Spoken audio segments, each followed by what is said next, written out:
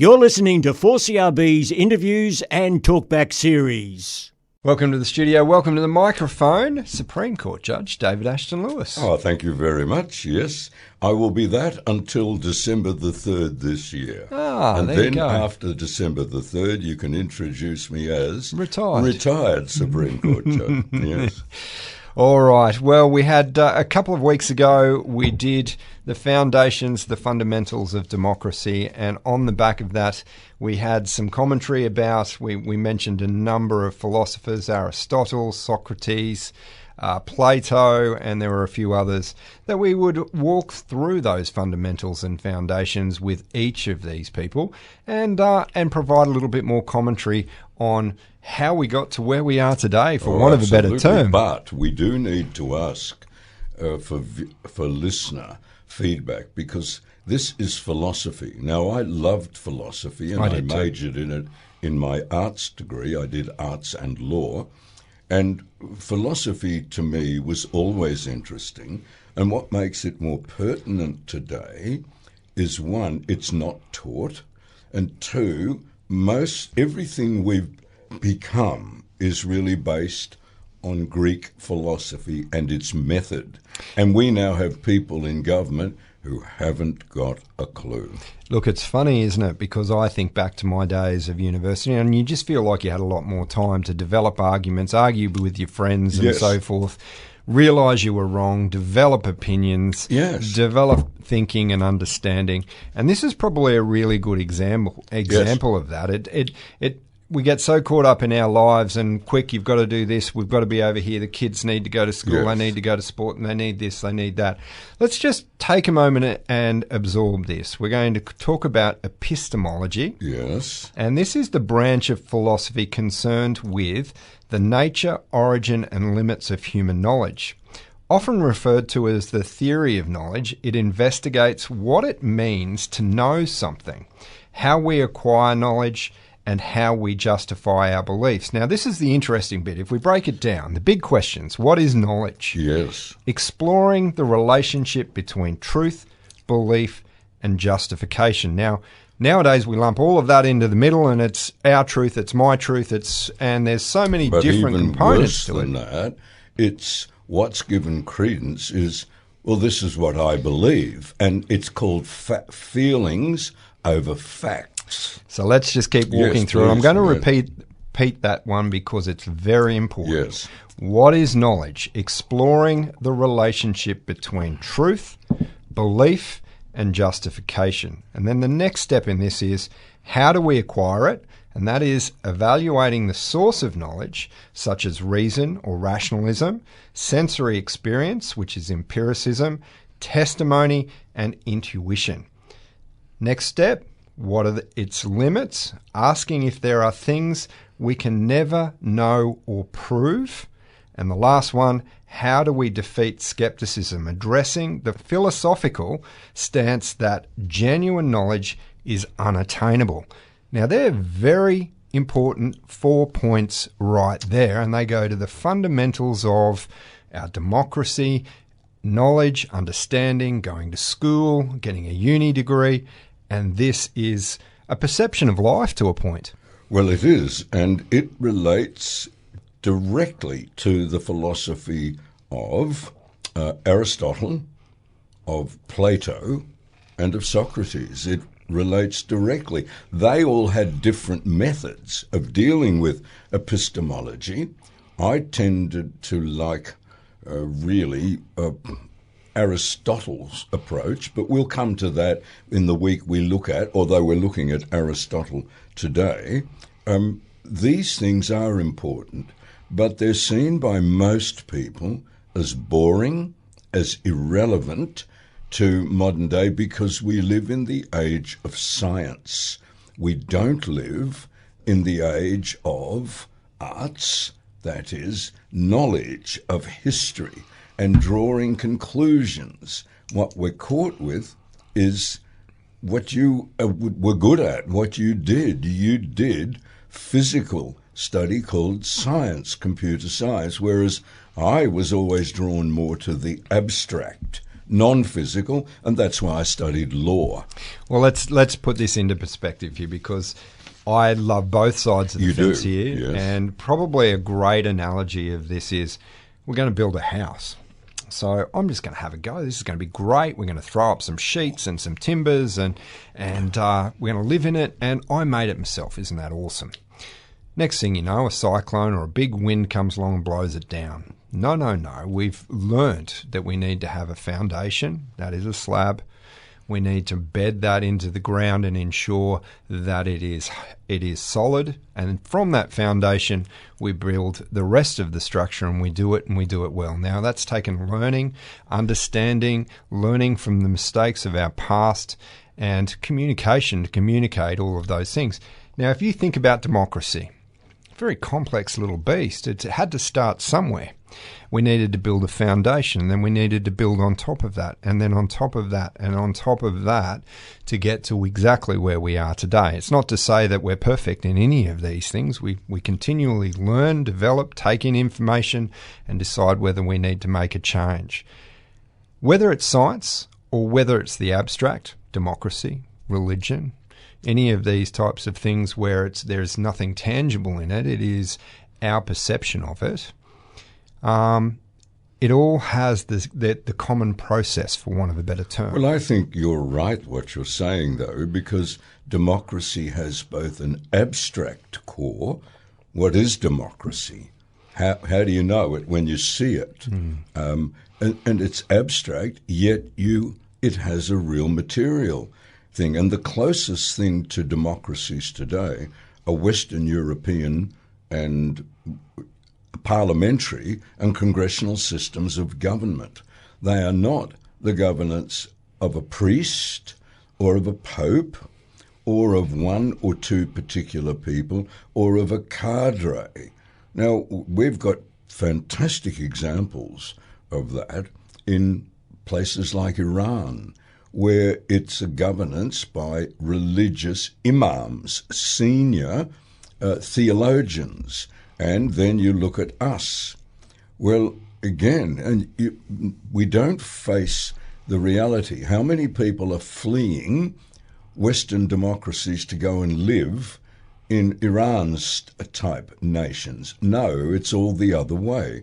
So you can see democracy as both a theoretical abstract concept and say, which is what the great philosophers didn't do, we hadn't developed enough. It was in the 18th century, the likes of Voltaire, the likes of Jean-Jacques Rousseau, who had 1,800 years, and 1,500 of those 1,800 was the West governed by the church, exactly the same as what we see in Iran today. And it took, again, thinkers, and we've mentioned him many times, Martin Luther and Jan Zwingli, a Dutchman, to say, no, this is wrong. This is not governance of the people, by the people, and for the people. So what happened was we took 1,800 years to refine it to where we are today. And that's the danger of having people amongst us who have no understanding or knowledge of those historical processes and want to change our society. Well, that's a good place to start then, shall Yes. we? How about we wade on in, and the topic today is going to be basically way back where it all started. I'm sure that there may be some other opinions on that, but we're starting with Aristotle. Okay, Aristotle looked at the core of his philosophy revolves around several key concepts. He looked at metaphysics, virtual ethics, politics, empiricism, and those he then expanded a bit on it. Metaphysics is often referred to as first philosophy. It focuses on understanding the nature of being and existence. He developed concepts such as substance, essence, and form, which are the foundations of modern Western society. His virtual ethics or virtue and ethics, I should say, Aristotle's ethical theory emphasized the importance of virtue in achieving a good life. Now, that sounds pretty simple today, doesn't it? But in the days when he was writing, there was violence, there were war everywhere in that lower Mediterranean area, Middle East.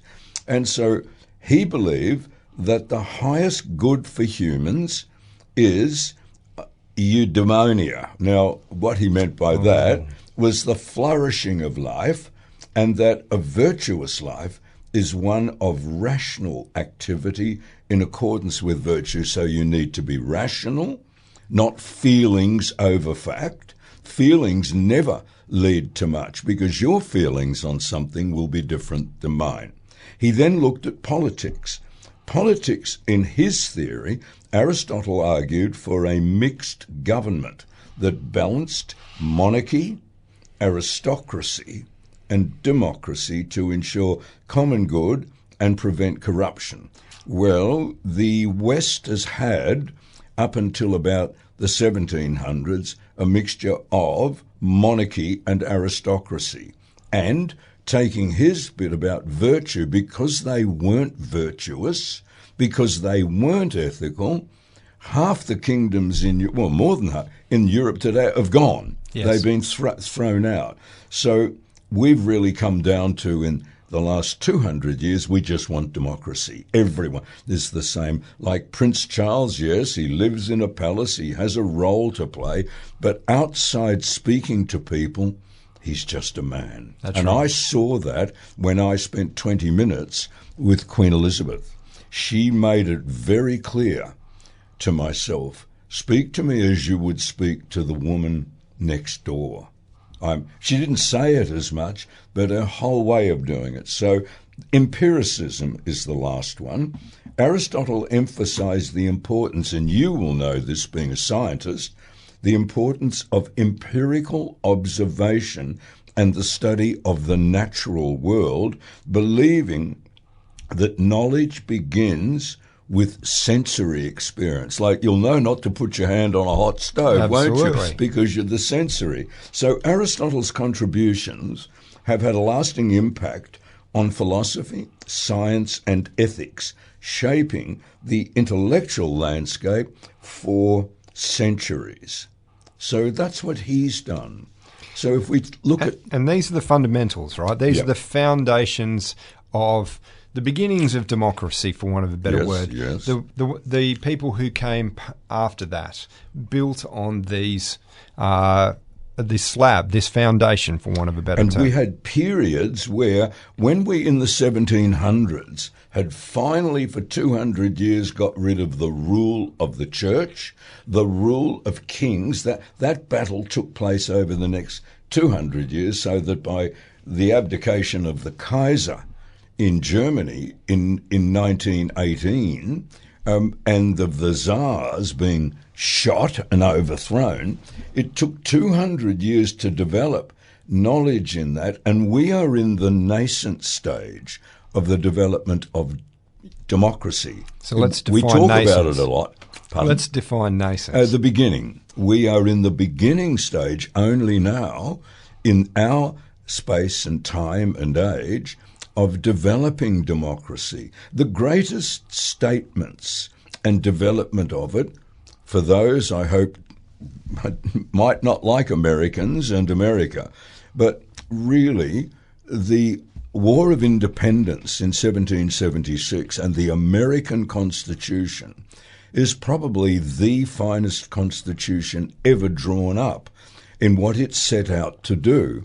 Now, you had power and you had misbehaviour over the next 100 years seeking to draw down on that, and it led to a great conflagration between 1861 and 1865, where the re-establishment of American democracy, the light on the hill, that we've all copied, we being cousins, Canadians being cousins, New Zealanders, and we're all children of the British Lion. If you stand on the spot at Gettysburg, where 4 months after the war, the fight there, You stand on the spot where Lincoln delivered the Gettysburg Address, and it raises goose pimples on you, because the Gettysburg Address is a restatement of the USA, the light on the hill those 13 colonies originally were, when they said to England, no, no, no, no, no, no. And sure, we can all criticise America now. Look, Trump's got his haters and his supporters, but it was the Americans who, in the modern time, really defined a lot of Aristotelian and not so much Plato, and mainly Aristotelian philosophy. And we're living in that era now. Look, one of the interesting things I remember reading about democracy is that it was one of the only ways of governing that allowed fluidity. Now, bear with me a second. What that means is that you haven't got a dictator or a king who sits there and says, I don't give a bugger what you guys want. You're just going to do exactly what I tell you to do. It means that the will of the people can sit there and change the direction of the country or the viewpoint by saying, no, we don't agree. Out you go. Here's our new government. Absolutely. So if we say that we like Labor's policies or principles, or we like Liberals' policies or principles, we can move that government out and a new government in at election time. I found that a nice point of view to look at. Well, if it's you compare, a reality. It's not a point of view. Well, a reality it is. But what I mean by painting pictures, you get a different view yes, I understand. Of the animal that is democracy. Yes. If we look at China and the way that they govern themselves, and some of the viewpoints that have pointed out what America is doing today, we've gone back to the old ideology of empire building. China really, if you said, is it care about the rest of the world? No, it doesn't. It just cares about Chinese interests. And America, potentially under Trump, and this is just a viewpoint, has just gone back to caring about its interests, not what's good for the rest of the world. I don't know whether it can be as simple as that.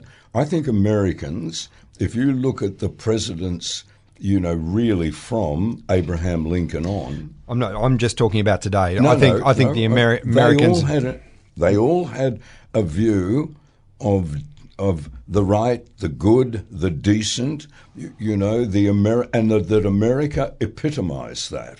And look how the Statue of Liberty came about, because it's a woman facing Europe, and with a torch, and those beautiful words, give me your poor, give me your downtrodden. Now, that's probably been pushed at the moment a bit too far, so you get reaction to it. But I think that Trump is not the most likeable president of the United States, and probably not the most knowledgeable. But I think even in his being, he has a concept of a virtuous, a good society, and it's not going to be pulled down from within, and it's not going to be pulled down from without. Moving back to Aristotle for a moment. Yes. We're really talking about... Yeah, we are. We've sort of moved down the chain a bit. We're just modern Aristotle. Metaphysics. Yes. I love the term. All right, read it out again. Well, we'll read it out again. Yep. Aristotle's metaphysics, often referred to as the first philosophy, focuses on understanding the nature of being and existence. He developed concepts such as substance, essence, and form. Now, they're the three I'm going to focus on in a minute, which are foundational to Western metaphysics. Substance, essence, and form, in your view, David? Well, substance, see, again, it can be abstract, it can also be material. So let's look at it from the abstract. What is the substance of a good society? And that's when you get in diversity, equity, inclusion, all these good terms, that man has a brilliant habit of perverting things. So diversity, equity, and inclusion, they're noble. And so they are substance in an abstract form. Then you want to look, so what are we doing? How is our society governed? Do we have diversity? Well, I think at the moment you could say, yes, we have diversity in our governance. Do we have equity? Now, that'll then usually fall down to a person's political view. So keep your mind above. Keep your mind out of the political realm. Do we have equity? Yes, we do, because we all long for it. We all strive for it. That's why we have courts of law that make decisions, not individual prime ministers or governors general. And they are bound by the rule of law. And then inclusion. Well, inclusion is part of diversity. We have views, in bringing it into reality, that anyone, you can be as black as the ace of spades and hold a senior position as a surgeon in a hospital. Diversity, inclusion of different religious beliefs. Look, we are, in the West, we are experimenting, aren't we, with Islam, with a very different philosophy and religion to what has built up the West over the last 1,000 years. So there's a metaphysical side which is abstract. Metaphysics is abstraction. And form. And form really touches on what I've been saying in two ways again. There's an abstract thing for what is the form of democracy, and people will argue it and debate it. Now, it's a pretty obvious thing. Democracy means governance by the people, of the people, for the people. That is the form that you then develop a Western liberal parliamentary or congressional democracy. Third one? And that was it. So I was going to move on to virtue yes, now, and that's I love a good it. one. And virtue is great because it emphasises the importance of virtue in achieving a good life. Now, that's different in everybody's eyes, but I love the term. Yeah, it is good. And how many people have you met, or you could meet, would say, I don't believe in virtue. I believe in being self-centred, selfish, and looking up. That's my virtue. Yes. Again, you see, we've moved it. You mentioned it at the opening. My truth, your truth. When you speak of the word truth, you're speaking of objective that can be observed, that everyone can. No, we don't want Meghan Markle's interpretation of something as opposed to someone else's. We will touch on each of these philosophers each week. We might carry this conversation over, being that it's the foundation of democracy, yes. Aristotle. We can tail it up before we move into Plato, I think it is next. I think we'll go to Socrates next week, because I think he can be done in a week.